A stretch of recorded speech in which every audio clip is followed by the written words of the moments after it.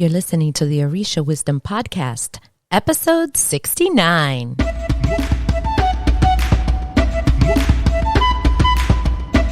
Welcome to the Orisha Wisdom Podcast, where positivity and spirituality create an enhanced life's journey with the wisdom of Ifa and Orisha. I am your host, Omileti Olubunmi.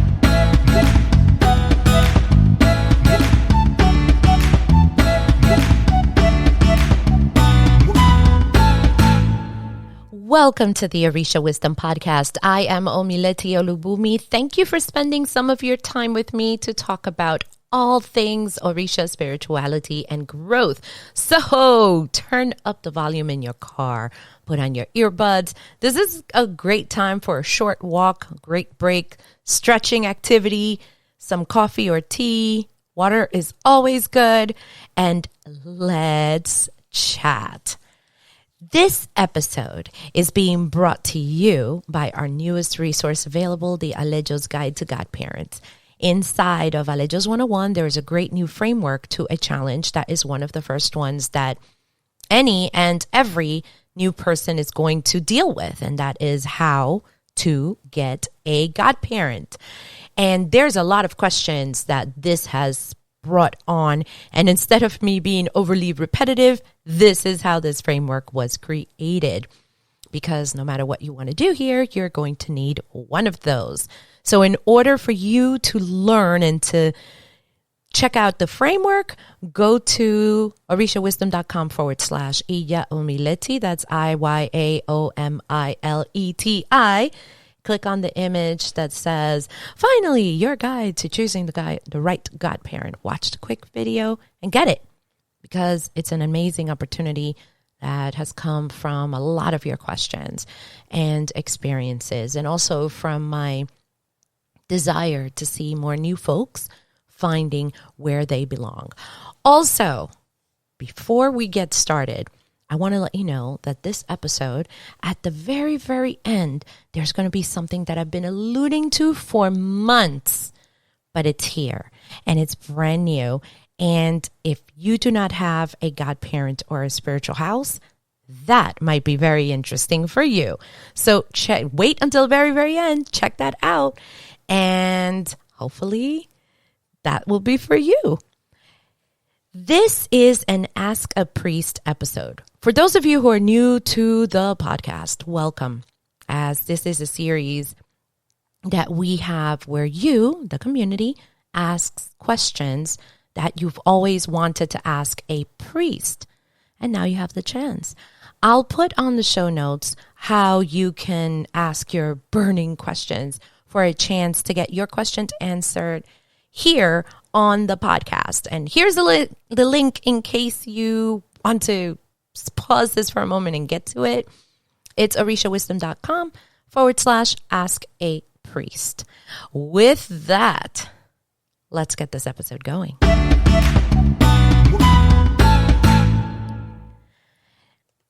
Tyree, and I kind of hesitated. I hope I didn't butcher your name, but I think it's Tyree. Tyree asks this question. It seems like everyone I know of that follows this spiritual practice has a particular kind of name. Me being born here in the USA with an American name, if I were accepted, would I then have to change my name? First of all, thank you so much, Tyree, for asking this question. I think it's a great, great question. Taking the time to understand our traditions, or the tradition that you are interested in, is going to be very, very important. That is always, I think, step one, so that you know what you're getting into. And then things like this will seem like second nature. With that, let's jump right into your question. Now, let me just start from the beginning. Whenever you come to the oracle for certain ceremonies, you then will receive a new name. Why? There are more extensive answers that I can give you, and it would be a very, very long chat, and I'm sure you do not want to listen to hours and hours to one answer. But I'm going to give you short ones. I'm going to keep it very, very simple here. When you are seeking Orisha for something, they will provide a name that will bring you ire. That means good fortune. Have you seen when certain priests have the names Baba, this name, and then that name, and then the other name, and then more names, right? And you're like, wow, that's a long African name, dude. And it is. That's because they have gone through certain ceremonies which have granted them another name that will bring them ire for that aspect that they are coming to Orisha for, or Ifa for. And it's going to give them good fortune within the spectrum of what they came in for. Okay. I know that's a long-winded answer, but I'm going to go into the next one to kind of help you. And actually, you know what? I just wrote down while I was thinking about how a better way to explain it is. I'm going to talk in Christian terms now. So for all of you non-Christians, I apologize. Just bear with me. But for those of you who understand Christianity, you might understand this bit. You know, when you go to church, and I was raised Seventh-day Adventist, so I will speak in those terms, but Catholics might be able to also kind of grab what I'm saying, or the ones who have Catholic roots. You go to church, and you're like, oh my God, this is the best thing ever. I love God, love Jesus, love Mary, love everybody. Okay, great. And they're like, well, for at least for Seventh-day Adventists, we don't do Mary in Seventh-day Adventists. And I say we because, I don't know, it's been a very hard habit to break. But Seventh-day Adventists, they don't do the whole, Mary thing. So we believe in Jesus. We're excited. We're going to repent. So repenting is a very big thing. And then what do? You have to go to these classes, and, you have to come around, and you have to put in your tithes and your brother, sister, so-and-so. And when something is going to happen, it's called a baptism. When you go to your baptism, you get put underwater and you're reborn into a new person, right? Christians don't give you a new name, but I think the symbolism of having a new Yoruba name, it's almost like a rebirth of sorts. And it is, because you're going in, let's say, to receive, Ifa, right? Your hand of Ifa, and most people, you will get a new name. Depending on the house, you will get a brand new name. And this name is to bring you ire for that ceremony that you came into. And I just thought about it. I don't even know why that didn't come to me when I was making the plans for this response, but it's a rebirth. Therefore, you use that name. Okay, now I'm going to go to the next bullet that I really do have. And here we go. When babies within our tradition are born, they're birthed, they are given a name that the parents give them, right? Jack, Jill, Roman, Jose, Joshua, whatever you want to call them. And in our traditions, hint, hint, hint, if you're smart, you're very, very good, you're going to stall as long as possible to try to consult to see if that name that you're choosing will bring that child good fortune, ire. But sometimes we don't have that luxury. We're in the hospital for a day or two, and then it's time to bring the baby home, and you're like, dang it, I don't want to leave the hospital without giving my baby a name, because then it's going to be babyless, baby, baby, Rodriguez, baby Smith, baby Johnson, and there's no name. So I know I feel kind of icky because I wanted all the paperwork to be done in hospital before I left. However, asentajes are done to babies. I am starting to see a bigger rise of the asentajes being done within the Lukomi tradition. So yay to that. And I know in Ichishe, they're done a couple of days after birth. And because of the whole hospital situation, that sometimes people have to stay in the hospital a little longer than usual, the days vary of when you can have your asentaje done for your child. And then the oracles are cast. And this is really, really, really awesome because they're given their first Yoruba name, which will give them good fortune throughout their lives from the oracle that's being consulted from Orisha or from Ifa. And then even though, let's say you have, Martin Joshua Johnson, right? And then now it's, Olubunmi or something, right? So we will always say Olubunmi, Martin, I don't know what the middle name I just used. I think it was Johnson. And we try to pronounce that name as often as possible because the Orisha or the oracle has given Ire through this name.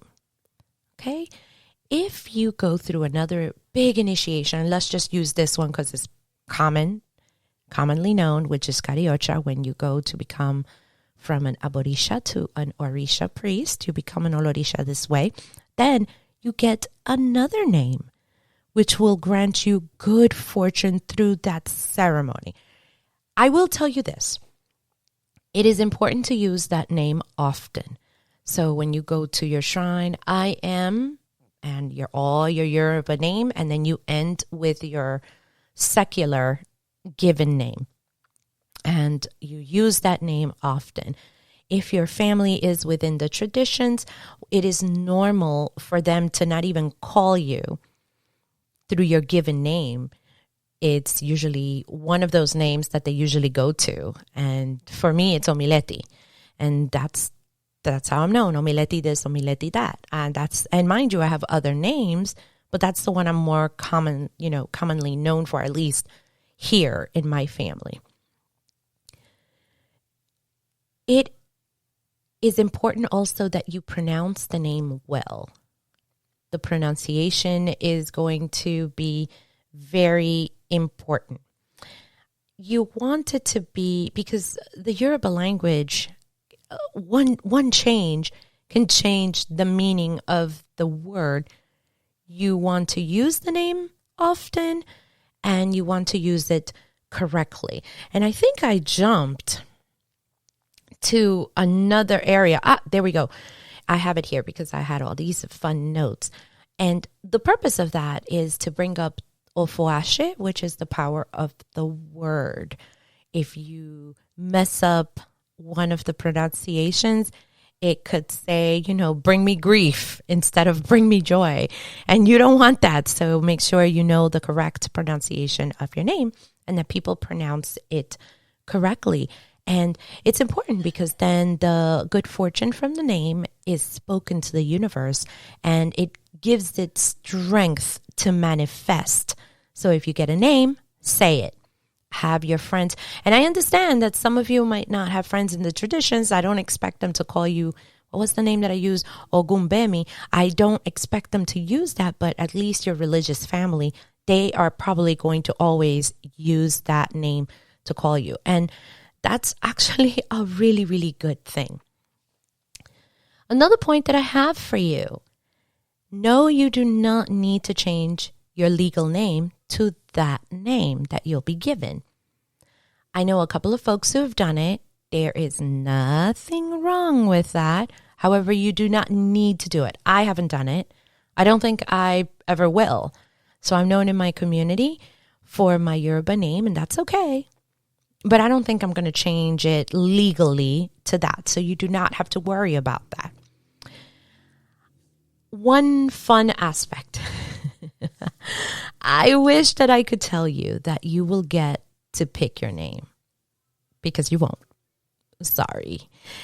Depending on how your house works, most spiritual houses work like this. The elders will have their choices. They usually will have like, oh, try this name, try that name. But the oracle has the final say.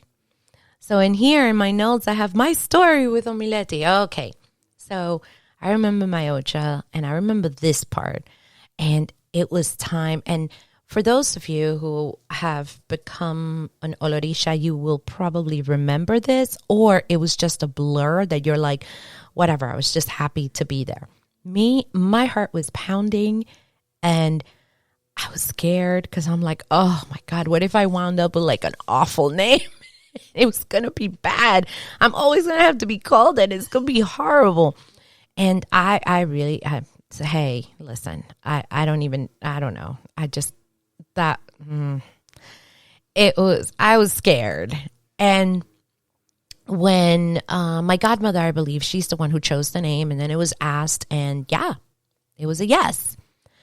And my face dropped. It's just, I wish that it could just be joyful from the get. It's just never that way with me. And I hated that name, Omileti. Hated it.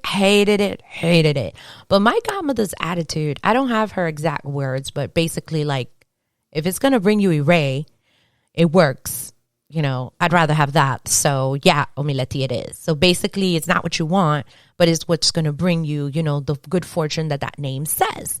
So if Yamaya is going to hear your prayers and answer your prayers, then it's a good name. Just deal with it. And I'm like, God darn it. So I couldn't choose my name.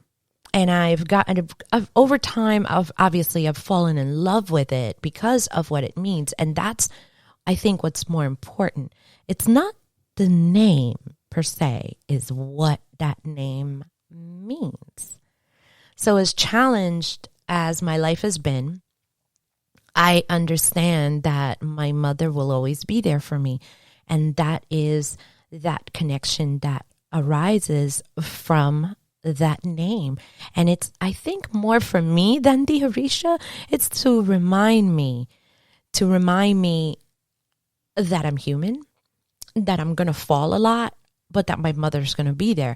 And for me, every time my name is said, that is what kind of comes to the surface. This is not an all-inclusive response. It is very short, just to give you an idea of our traditions, and so that to give you a little bit more understanding into how things work within our traditions. And Tyree, I have to tell you, thank you for taking the time to ask this question, because it's a good one. It's one that honestly I'd forgotten all about. It's just always been this way. And I thank you for taking the time to write us and to ask us this question. I'm sure it's going to be helpful for others. You've reached the end of this episode. For show notes, go to www.orishawisdom.com/69.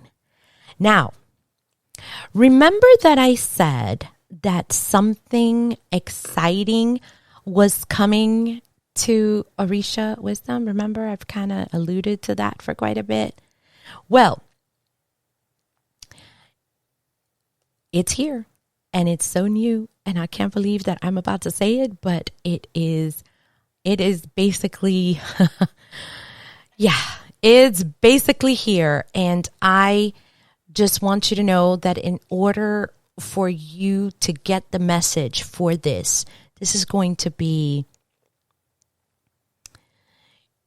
a way for you to have a home, a spiritual home, virtually within our traditions. And if you're really interested in our traditions and you do not have an egbe and you want to be part of a community, then today is the day. Go to the show notes and check us out, or go to orishawisdom.com/Omileti and click on an image. You're going to find a particular image that will probably say something like your virtual Ile. And right now, we are going to be starting to look for the founding members of this new space. I'm very, very, very excited. And we're getting ready to get this out because it is important to have a place that you call home. All right. I can't believe I said that all in one breath. It's like my heart is pumping, but yeah, it's here. Quick update. Yes, Orisha swag is here. Get your Orisha and your spiritual sayings on t-shirts and mugs because they are here. It took me a while to figure out how to work those things, but it's there. It's gorgeous. And yeah, you could wear it, show your pride. You can go to orishawisdom.com/Omileti, and you can find the links to go there. Let's see, what else do I have? If you have found value in what I do and the content that I create, check out my Patreon page at patreon.com/Omileti, and you will have access to all of the podcasts before they are published and other perks.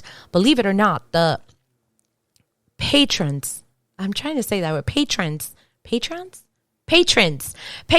of Patreon, my Patreons, I'm just going to call you Patreons, are going to have actually access to exclusive content that will not be posted anywhere. It will not be on the podcast. It will not be on the email. It will not be on the community page, nowhere but for the patrons. And I'm doing this because I'm so grateful to them that they have hung out with me and they have supported me. So if you can support, please do. And I am so super grateful. Go to patreon.com/Omileti. And remember, if you're looking for a godparent or you want to know how to choose one, go check out orishawisdom.com/Omileti. Look at the tab about godparents and get it. If you like this episode and you found it valuable, share it. That's one of the best things. Like it, share it. If you are on YouTube, of course, like, subscribe, and the little bell icon. You know exactly what to do. And you will be the first to be notified when there is a new video uploaded. And of course, if you can give us a review, we absolutely appreciate it. I read each and every one, especially within iTunes and Podbean, and it really does help to keep us on the map. Stay tuned for the next couple of episodes where we are going to go more into Ask a Priest episodes, like some of your questions, as well as more topics. I can't wait. Until next time, may the elevated ancestors and all Orisha bless you immensely. Odabo! Thank you for listening to the Orisha Wisdom Podcast. Be sure to check out the show notes at orishawisdom.com/podcast. Can't get enough of Orisha Wisdom? Check us out at orishawisdom.com and subscribe to our community. Remember, the wisdom of Ifa and Orisha is all around us. Be blessed, and until next time.